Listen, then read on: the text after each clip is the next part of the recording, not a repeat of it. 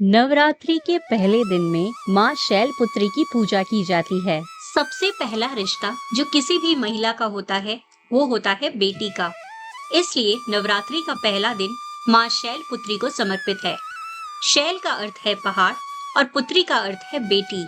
माँ शैलपुत्री का जन्म राजा हिमालय के घर हुआ था, जो देवी पार्वती का प्रथम रूप मानी जाती हैं। उनकी कहानी महादेव शिव से जुड़े उनके गहरे प्रेम और साधना की अद्भुत गाथा है, जो हर भक्त के दिल को छू लेती है। कहा जाता है कि देवी शैलपुत्री का जन्म पिछले जन्म में देवी सती के रूप में हुआ था।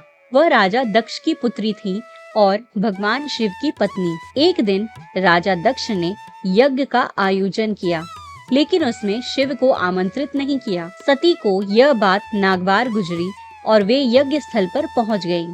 वहां अपने पिता द्वारा भगवान शिव का अपमान सहन नहीं कर पाईं और उन्होंने क्रोध में आकर यज्ञ की अग्नि में स्वयं को भस्म कर लिया। देवी सती के इस त्याग के बाद उनका पुनर्जन्म शैलपुत्री के रूप में हुआ। पर्वतराज हिमालय के घर जन्मी शैलपुत्री ने फिर से शिव को अपने पति के रूप में पाने के लिए कठोर तपस्या की।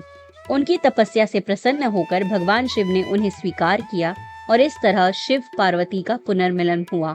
माँ शैलपुत्री की कथा हमें ये सिखाती है कि सच्चे प्रेम और निष्ठा के मार्ग पर कितनी भी कठिनाई हो, अगर हमारी भक्ति और समर्पण सच्ची है तो हम अपने लक्ष्य को अवश्य प्राप्त कर सकते हैं। कहानी के अंत में माँ शैलपुत्री के आशीर्वाद से जीवन में स्थिरता, साहस और संकल्प की प्रेरणा मिलती है।